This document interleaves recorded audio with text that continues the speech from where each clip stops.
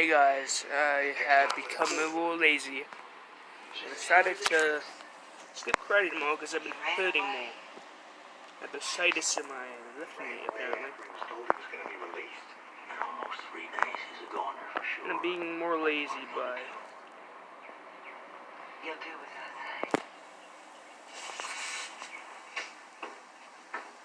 not even trying.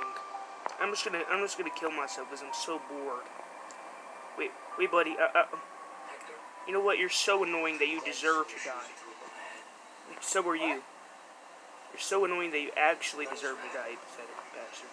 When I first got sent to Camp Green Lake, I thought... Damn it, already had RAM. They already had the ramming upgrade, darn it. But we're not even camping. Do I? Yes, I did, of course. We're on God's thumb. I just have this weird feeling. I'm just gonna exit the game. Let's watch, another game. Let's watch. How the hell do you watch a game? Well, besides using the TV remote to go to, sports channels. Just watch somebody play a game. Why not?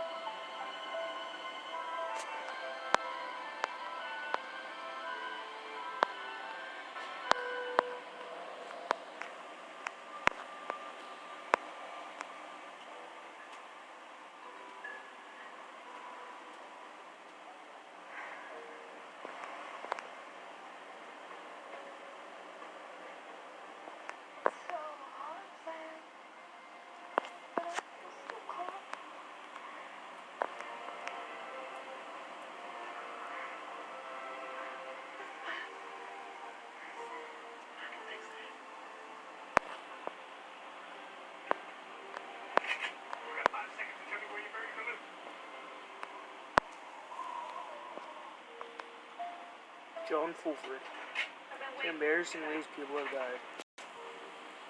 Vaseline makes my skin feel healthy and hydrated. Es mágico. Pressing it funny. Yeah, and you thought slipping on a banana peel was just in cartoons. All of us have had clumsy moments when we aren't exactly at our best, and maybe we fall or stub our toe or even break something. Not a good situation to be in, because people are going to laugh at you, but hey, at least that wasn't the last thing you ever did. The following are real stories of a select group of people who paid the ultimate price and became eternally locked in a legacy of embarrassment. These are the 10 most embarrassing ways people have died. Number 1 is the clumsy daredevil.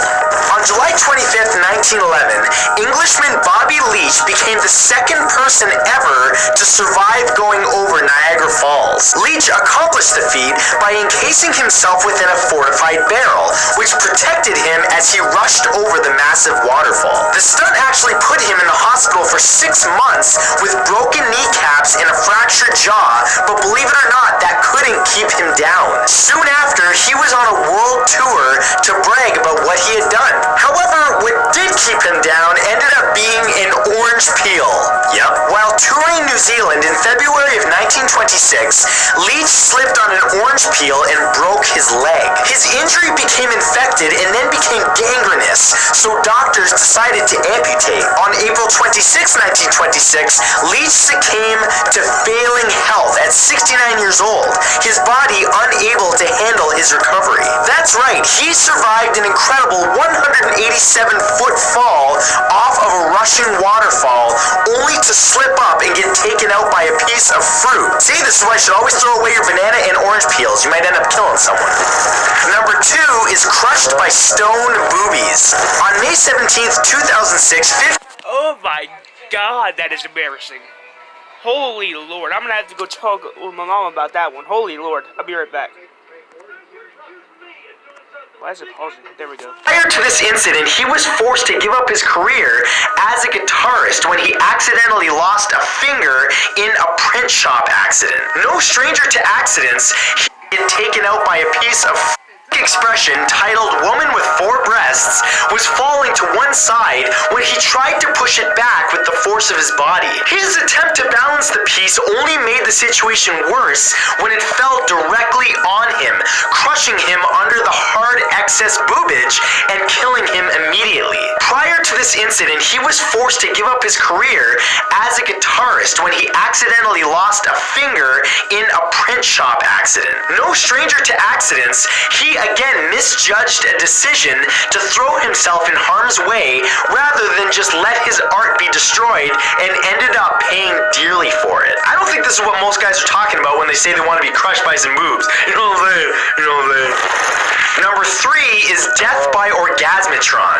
In Malaga, Spain, police found a 65-year-old German electrician named Manfred Lubitz dead in his apartment. In a very awkward situation, Manfred had been hooked up to an electrical device of his own creation, which he affectionately named the orgasmatron. This device consisted of massage pads, a vibrating mat, and a few electrodes which were secured to his junk. While he watched a special movie that we'll refer to simply as something something nuns, his pleasure machine worked its magic. Things were going swell for our pervertedly crafty friend until the orgasmatron was hit by the one thing you would never want such a device to be hit by, a power surge. The surge traveled through the device and hit him right in his junk, which became electrified, ending the poor man's life. Now that's what you call a sad ending, but in a way, I guess he died doing what he loved most, testing out his new inventions and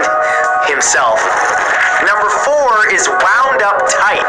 On August 11th, 1987, 47-year-old Paul G. Thomas, co-owner of George Thomas & Sons Textile Company, was working on a pinwheel dresser at his wood mill. The dresser takes yarn from a big spool and winds it onto a smaller one with the help of a giant motor. This was an ordinary Tuesday afternoon at the mill for Paul until he fell onto the smaller spool and found himself caught up in the yarn transfer. Before he knew it, he was being rapidly wrapped up in wool, and it was starting to constrict and squeeze the air out of him. By the end of the ordeal, Paul was no longer visible as he'd become part of a massive 800-foot spool. When his co-workers finally found him, he was completely buried in the fabric, and by the time he was unraveled, he had already suffocated. Do not underestimate the power of factory machinery, because it will murder you if you don't take extra care while operating it, baby. Though Mr. Thomas was successful in his textile business, it ultimately led to his undoing. Number 5 is beaten with his own leg. In September of 1649, English military leader Oliver Cromwell and his forces attacked the town of Drogheda, Ireland. This attack was part of a conquest of Ireland during the Wars of the Three Kingdoms, or the British Civil War. The town was held by Sir Arthur Aston, a man with only one leg who refused to surrender. Cromwell had led a successful siege against the town, and soon they had cornered Aston and 200 of his men in Millmount Fort. Cromwell then offered them a surrender agreement that would spare everyone's lives, and Aston had little choice to agree to the terms. He and his men laid down their arms and were led to a windmill where, surprise, surprise, they were massacred. But Aston had his head bashed in by his own wooden false leg, which the soldiers believed was full of gold coins. Surrendering to a dishonest enemy who turns around and slaughters you is one thing, but being beaten to death with your own false limb is some sort of evil overkill. Damn, Cromwell, that's cold, bruh. Number 6 is died protesting safety. On July 2nd, 2011, 55-year-old Philip A. Contos was riding his 1983 Harley-Davidson motorcycle as he made his way through the town of Onondaga, New York. A firm believer that motorcycle helmets were unnecessary, Contos was enjoying the summer wind in his hair when, around 1:30 p.m., something ahead made him suddenly hit the brakes. His bike fishtailed and the force sent him over the handlebars. Striking the pavement head first, he was rushed to the hospital but soon after died. Coincidentally, Contos' tragic accident was witnessed by many of the over 550 men and women that he was riding with. The crazy part is that they were all part of a group known known as American Bikers Aimed Towards Education, or ABATE for short. Ironically, the organization was riding through town in a yearly protest against the New York State law that mandated the use of helmets when riding, but Contos' doctor, as well as witnesses to the accident, claimed that if he had worn the very helmet that he was protesting, it would have saved his life. Number 7 is the worst stage dive. On July 20th, 2005, rock band Bad Beat Review had just booked a gig at the last minute to replace another band at a show in Leeds, England. During their performance, 29-year-old lead singer Patrick Sherry decided to pull a classic rock star move and leap off the stage into the crowd. He aimed to jump and grab onto the stage lighting rig suspended above the crowd before falling, but the whole act went awry. He failed to grasp the lighting rig and instead caused himself to flip upside down and land head first on the solid wood floor amongst the crowd. A victim of his own self-confidence and poor acrobatic skills, Patrick had just lethally smashed his noggin while attempting to be an epic rock star. He was rushed to hospital where he was pronounced dead the next day. His older brother Brendan compared his stage presence to a caged animal set free. Unfortunately, that animal was clearly not a cat because he did not land on his feet. Number 8 is a man and his chicken. In 1990, an unnamed 39-year-old man in Ourense, Spain was hidden amongst some large boulders. A frequent visitor to the area, he was enjoying a night of sexual deviancy that, seriously, nobody should ever long for. The man was engaged in some pants-down thrusting activity with, his chicken. While the man moved his pelvis back and forth, he managed to shake a massive rock behind him loose, which tipped over and slid forward down onto him and the poor little emotionally scarred chicken. Pinned, the man and the chicken both died still connected. This is quite the visual. The chicken was quite literally stuck between a rock and a hard place. Poor little clucker. Number 9 is Segwayed Away. On September 26, 2010, 62-year-old British multimillionaire and owner of the Segway company, Jimmy Heselden, lost his life due to a combination of being a nice guy, not watching where he was going, and sadly, sucking at controlling his own investment. Heselden was riding his standing two-wheeled electric scooter along a walking trail above the river wharf in Boston Spa, England, when he found himself on a narrow path in front of Sean Christie, another man who was walking his dog. Being a respectful and courteous man, Heselden reversed the Segway to give Christie room to pass, but wound up backing right off the cliff. The businessman fell 42 feet to his death, and his body was soon after found by Christie, floating face down in the river at the bottom of the cliff. Think about that. The man who owned the Segway company segwayed himself off a cliff. Heselden's wife and family were left with a $427 million estate. And number 10 is testing unbreakable glass. On July 9th, 1993, 38-year-old Gary Hoy accidentally committed suicide by jumping out of a window on the 24th floor of the Toronto Dominion Centre in Toronto, Ontario, Canada. Hoy was a lawyer for the Holden Day Wilson law firm and was entertaining a group of interns by proving that the glass window in the conference room was made of unbreakable glass. Why is that something that you brag about? Just who cares about the strength of the window? But this was not the first time. In fact, Hoy would regularly try to impress people by running and jumping onto the window only to bounce off of it unharmed. This time, however, the window's frame, weakened by the various other times Hoy had jumped onto it, gave out and sent Hoy and the window itself plummeting towards the street below.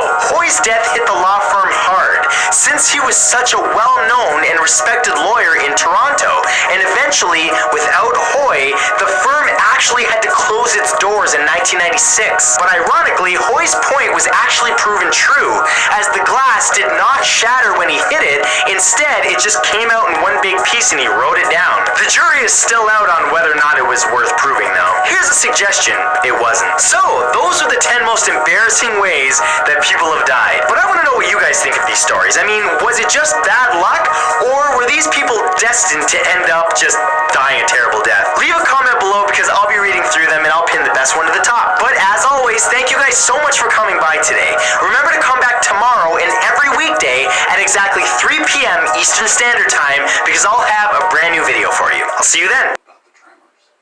That's pathetic. Oh Lord, that old guy's right. It's all fun and games.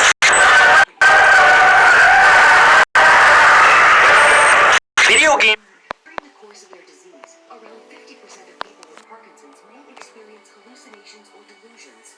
But now, doctors are prescribing Nuplazid, the only FDA-approved medicine proven to significantly reduce hallucinations and delusions related to Parkinson's.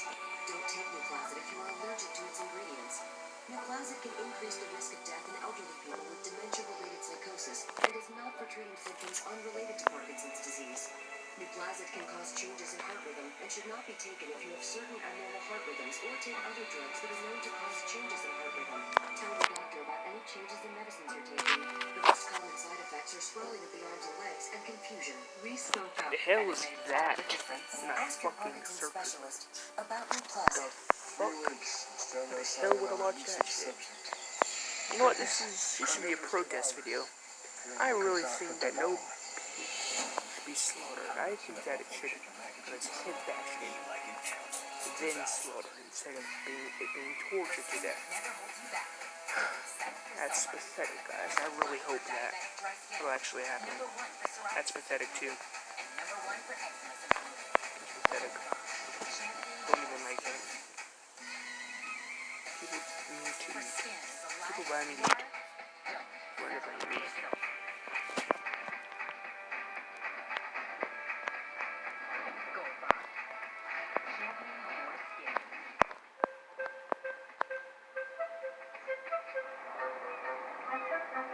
Of course it's a plate.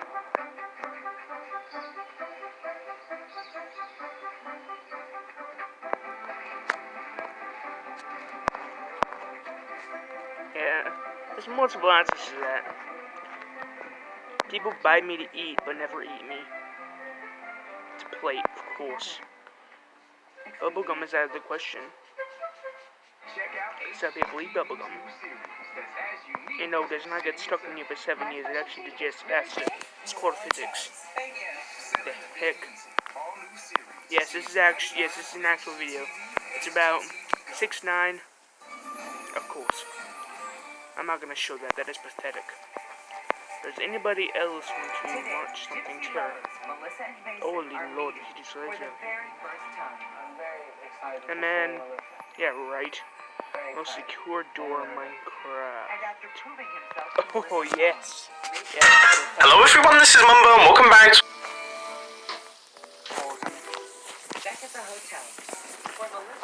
Minecraft video. And in this one we're going to be doing something of combination locks right here. We're going to chain them all together and we're going to create a ridiculous number of possible combinations. I have no clue how ridiculous that number is going to be, but I want to get to the point where we can't actually say the number anymore. It just needs to be that big, okay? So we're going to get completely ridiculous right here, and we're going to go through all sorts of different designs. We're going to have lever combination locks, color combination locks, we're going to have item frame, dropper, just all the crazy weird kinds of combination locks that I can possibly think of. And I would say the first design that we should come up with right here is the simplest. We're going to start things off with the old faithful, and that is the lever combination lock. Now for those of you who haven't built one of these before, it's incredibly simple. All you have to do is create some form of AND gate out the back of this thing, and that's essentially it. Now as far as the combination is concerned, I would say something like that. That should be fairly memorable because then it is literally almost like a W. So you go up and down like that, and that should turn off all of the redstone torches, which means that this combination lock is now done. Now I have to say, okay, not the entire build is going to be that simple, alright? That was the simplest beginning. This is like the simplest combination lock you could possibly build in Minecraft. But there we go, that's everything. So we connect up all the redstone right here, that should connect all of those. Then we connect up all of this redstone right here, and then all we have to do is connect up this redstone to this redstone and give ourselves a redstone output, and that's it. So right now we have the correct combination, which means that this redstone is activated. But if we get the wrong combination, for example, we flick this one, then the redstone is off. If we flick this one, for example, then the redstone is off. You guys get the idea. Okay, so this one is already fully functional.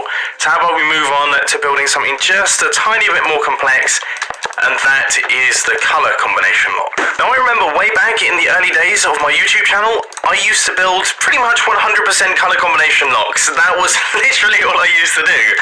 Every week I would come out with a new design for color combination locks, and eventually people got a little bit bored of them. So I haven't done one for a while, but hopefully I still remember how to do them. Okay, so far I have got all of the pistons laid out. That's our piston feed tape done. And then I have got the starter monostable circuit. So I guess the first thing that I can do is, power all of those pistons right there. So they'll be on a 1 tick delay, which means that these ones over here need to be on a 3 tick delay. Now, if I was to do that, yeah, we should be totally fine, because that should still be being powered by this redstone right here, which means that this little pulse going through this piston shouldn't cause an issue. So then we can run the repeaters down into there. We've got 2 ticks on that one, which actually can be there. 2 ticks extra.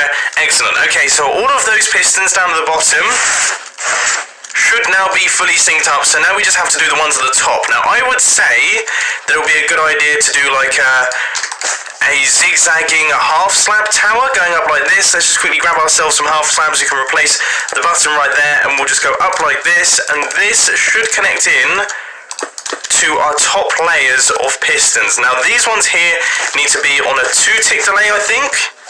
So yeah, 2 ticks on these ones, and then redstone going across the top there. Fantastic. And these ones need to be on, well, 1 tick of delay from that piston right there. So that should go up like this, and up into those ones, and there we go. We should have ourselves a fully finished piston feed tape mechanism. That was really, really easy as well. Awesome. Okay, I'm going to fill in all of the blocks, and then I'll try my best to explain to you how this actually works as a combination lock. Now, because I actually ended up placing 20 blocks on the inside of this piston feed tape, we've had to use concrete and then a handful of wall blocks at the end right here. But that works for me. I mean, we now have 20 possible combinations in this lock alone. So obviously, if we multiply them together, say we had four of these, then that would be 20 times 20 times 20 times 20, which would probably be about 160,000. Hang on, 20 to the power of 4. 160,000! That was some really fast, quick-fire maths then. Huh. I'm quite surprised with myself right there, but yeah. So what we've got is we have got 160,000 possible combinations in these 4 color combination locks once we add all of them in, but this one module has got 20 possible combinations, and the way that we detect what number is correct is we place 1 solid block inside this memory reel right here that is then being powered by, say, a redstone torch or a lever. So let's just quickly chuck that one through, and that means that we can take a redstone output from this block when this block right here is in the correct position. So right now, orange is right there, and that is the correct one. Okay, so that's the correct one right there. If we hit this button, obviously it cycles round, then we don't have a redstone output, which means that this one right here, the magenta, isn't the correct color in the combination lock. I hope that makes sense. Right, so I am going to build 3 more of these things, and that should give us a decent number of possible combinations. All 4 of these things have been constructed, and they're all running out into these redstone torches, which run out into this redstone line right here. Now this essentially creates another AND gate, which basically says, are all of these correct? Okay, are each and every one of these combination locks correct? If they are, then I'll give myself a redstone output out the back of this torch. So that's essentially how that one works. And I just thought I'd give you an update on the possible number of combinations. We're currently sat at 163,840,000, which is, yeah, that's pretty good so far. Next up on the to-do list is the item frame combination lock. So we need to make it so that our player has to get all of these item frames in the correct position to be able to move on to the next set of possible combinations. Now, I have not built one of these things in absolutely ages. Like, it has been forever. So hopefully I can just about remember how to do it. So from what I remember, it should be something that looks a little bit like this. So we have a repeater running out there, block, and then would it be a redstone torch? I don't know. So, okay, here's my logic behind what I've just done right there. So the theory is that this is what controls how much signal strength is given out by the comparator. So right now, we have an item on the inside of this item frame. Oh, I've built it one block too far across, so I'll have to fix that up. But if we place a redstone torch on the inside there, right, so this redstone is activated, but it doesn't quite run into this block, which means that is off, which means that the output is on. So that's correct. Right there, that is correct. And then if we do that, then the output is off. This might actually work. Hang on, so if we put like an item on the inside of this furnace, that will increase the signal strength of that one, which means that in default position, we don't get an output, because this redstone torch is powering this redstone. But then in this position, we do get an output. Then in this position, we don't get an output. I've done it. Wow, that must have been in like a really, really deep part of my brain, and I've just somehow managed to work out how to do it. Literally just then. Right, we have got how many more to build? 1, 2, 3, 4, 5, 6, 7. 7 more of those things to build, and then we will have a huge number of possible combinations for that one. So, to update you guys, all I've done is I've added in a few OR gates out the back right here, which essentially say if this one or this one is on, then the output will be on, which is a good way to work out whether or not you have the correct combination. And then I'm basically going to create a really large OR gate going all the way out the back right here, which says if this one or this one or this one or this one is on, then the output will be on, which means that all of our inputs, or these, have to be off for our output to be off, which means that we can then decide if all of the combinations are correct. So, once again, let's do a bit of an update to our mathematics. So I'm just quickly going to go into the calculator. So this will be, there's 8 possible positions for our thing, and there are 8 of those, which means that possible number of combinations is 2.748 times by 10 to the power of 15. So that is 2 with 15 zeros after it. That's pretty good. We're doing pretty well so far. Right, let's add in a few extra modules. What should come next? Maybe buttons. I think buttons could be quite a cool way to go. Now, I'm going to be honest, guys, I have never made a button combination lock before. I've never designed one myself, which means that I could struggle with this one. I know it uses RS NOR latch arrays. That's about as far as it goes for me. So, yeah. We'll have to wait and see how this one pans out, I guess.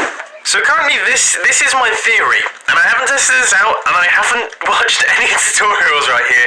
We've got a chain of RS NOR latches, and this first RS NOR latch is locking this RS NOR latch, which is locking this one, which is locking this one. Okay, so if we were to hit this button, yeah, nothing would happen to those, and if we were to hit this button, nothing would happen to those. So this is fully locked in, okay? But then if we get the correct one on this one right here, then obviously that will send the item up into this area right here, which will unlock this RS NOR latch, which means that we can get the next one correct, which means that we can get the next one correct, and then the next one correct, and then there we go. We have got ourselves an output, but then we have a full reset line if we get things wrong, which couldn't do it in that order. It would have to be in this order right here. But you guys get the idea. Now, I have no idea where to go from this point. Things are getting more confusing. I don't know what I'm doing. I do not know what I'm doing. I've connected in the buttons. I've tried my best to create some form of reset circuit. I might actually have to watch a bit of a tutorial for this one just to get a rough idea of what's going on. It's been ages since I've had to do that. Okay, I think I've come up with something that sort of works here. So if we were to hit this one, then that will activate that one, which means we've now moved on to the next section right here, which is good.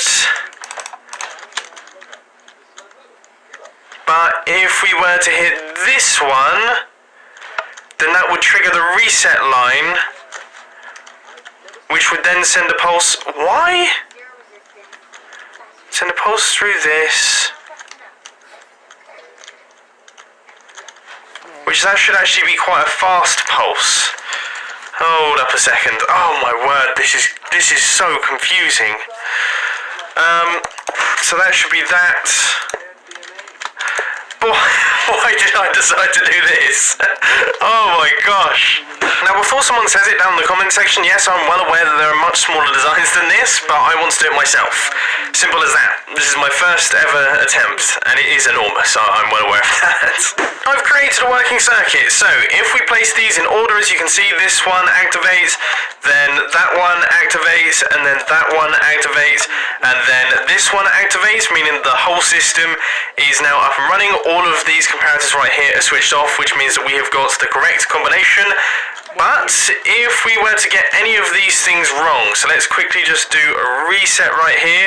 If we were to get any of these in the wrong order, so say for example we trigger this one first, you can see that that will send a reset signal through the signal line if we were to get the first one correct and then the second one correct, but then we were to miss one and get this, then as you can see, everything resets. It works, it works. We made ourselves a functioning system, but we now need to hook up the AND gate, and I really can't work out how to do it because we need to take a redstone output from these.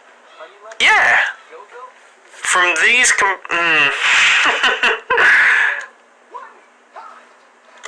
don't know if I've given myself enough space. It is all. You know what's really annoying? Now I'm mad as hell because I just thought of it. Done, and it is by far the biggest button combination lock that has ever existed, but I am chuffed to bits with it because this is my first ever one. So we hit this button, and that should trigger the first one. Good, good, good. And then if we hit this button right here, that should trigger number 2. We hit this button right here, that should trigger number 3. And we hit this button right here, and we got ourselves a redstone output. So that was me getting the correct combination. But if we get the wrong combination, so I've just reset the circuit right there. I mean, 343 burpees. And that should have reset everything. Hang on. Redstone input there. Oh, okay, there's no redstone up there. Right, let's try that again. So we hit this button right here, and that should reset everything. Yes, okay, that redstone output is turned off. So if we get the wrong order, so we hit this button right here, then obviously number 1 will turn off. But then say we skip this button and go straight to number 3. The most annoying routine that I could think of.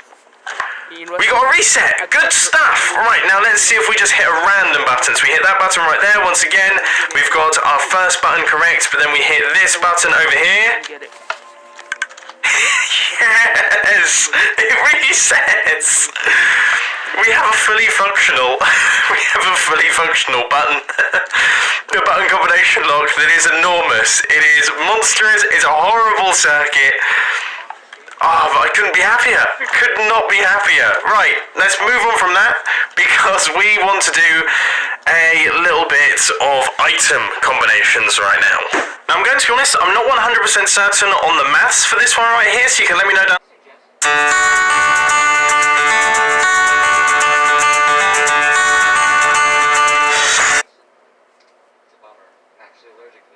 down in the comment section if I'm wrong, but I said that there's a 1 in 10 chance for the first button press because it could be any of the buttons, then there's a 1 in 9 chance for the next one because you can't have the same button twice, and then 1 in 8 and 1 in 7, which I'm gonna go out there and check on my dad and stuff. Alright guys, I'll be right back.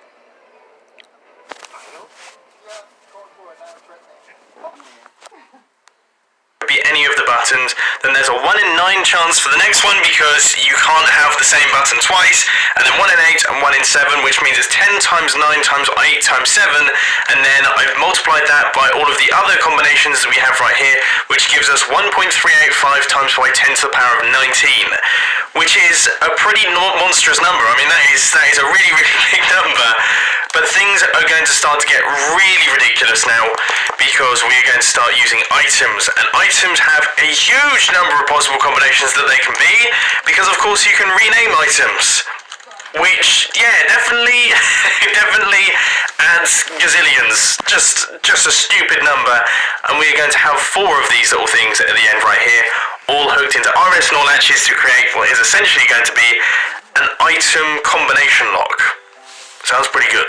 Now this one is actually going to be just ridiculously simple. What I thought we could do is we're going to add in a bunch of these little item filters right here, and then up at the top we've got a button that you have to press, and that powers all of this redstone, which sends all of the items into these hoppers all at once.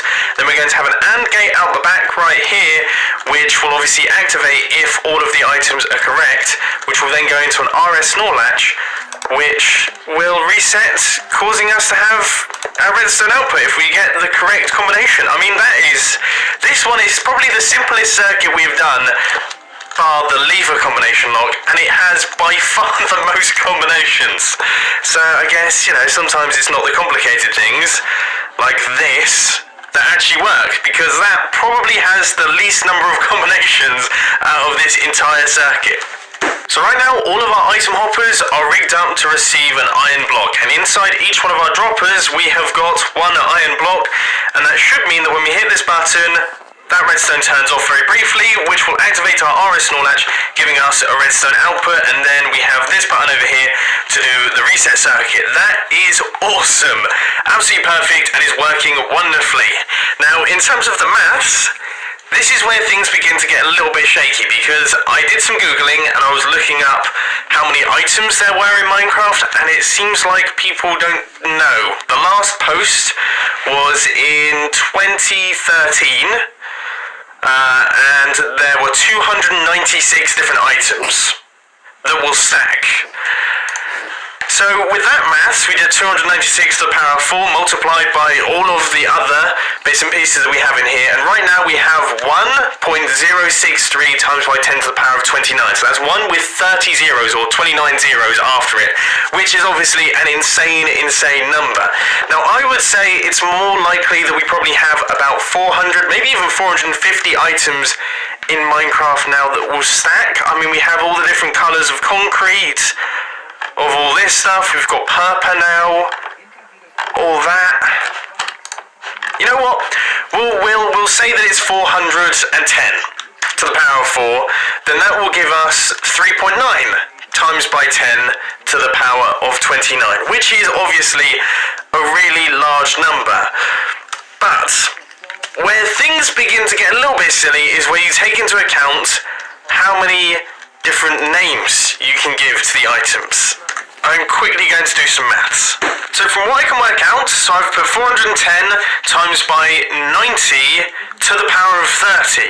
Now that is because there are 90 different characters that you can use on the inside of an anvil, and there are 30 different character slots, and then all of that has been multiplied to the power of 4, which I imagine is going to be quite a large number. Yep, oh my word, that's huge. 1.264174 times by 10 to the power of 264, which is, yeah, that's enormous. Really big. I can't even put that number into context, really. I seriously can't. But that's an enormous number. That's a 1 with 264 zeros after it. So I'm going to hook up all of these different combination locks that we have right here. I'm going to hook all of these in together, and we are going to run them into some form of door. Now, I must admit, I'm a little bit worried about this test right here because there are plenty of things that could potentially go wrong. But anyway, we have got the lever combination lock. That is combination number 1. Then we have got the color combination lock, which that one should be correct. This one should now be correct. This one should now be correct. And this one should now be correct. If we take a look out the back, yes, everything is looking good. Fantastic. Now, these ones, they all need to be in this position right there, which means that this one here should be looking a little bit like that. Awesome, this is working. Right, okay, moving on, we've got that one, and then this one right here, and then this one right here, and then this one right here. Good, okay, that's given us a redstone output, fantastic. Then for the final combination lock, which is the item combination lock, I've had to place in slabs on the top because they were getting bug powered. We should hit this button right here. What? Why does that not work? Are you serious? You know what, I'm going to do something slightly different. Right, let's quickly just... because what's happening is that for some reason, none of those droppers want to fire because they're being powered from above. So if we do something a little bit like this, then that should trigger the system, which has opened our door. Hey, fantastic.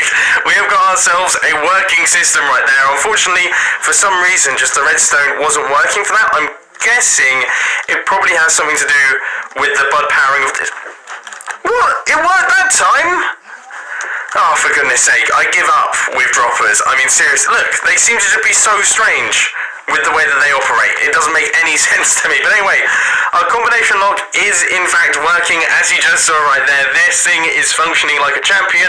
We have got gazillions upon trillions upon brillions of combinations, which is exactly what I wanted to do at the start of today's video. I hope you enjoyed it. If you did, please hit that like button. It is time to combine two of my favourite things, doors and combination locks. The pair of those things matched up together inside one contraption that contains both a door and a combination lock inside the same space. This is going to be interesting. And for anyone who's been around for a really long time, it might sound a little bit familiar, because all the way back in 2012, so nearly 8 years ago now, I came up with this system right here, which, as you can see, I was quite proud of. I call it my favourite creation. And the idea was that you had a colour combination lock that was actually a door as well. So if you got the combination right, the actual combination lock itself would open up, revealing a hidden base. Now, obviously, times have seriously changed since 2012. We're now in Minecraft 1.15. We have all sorts of different... Alright, that's enough for today.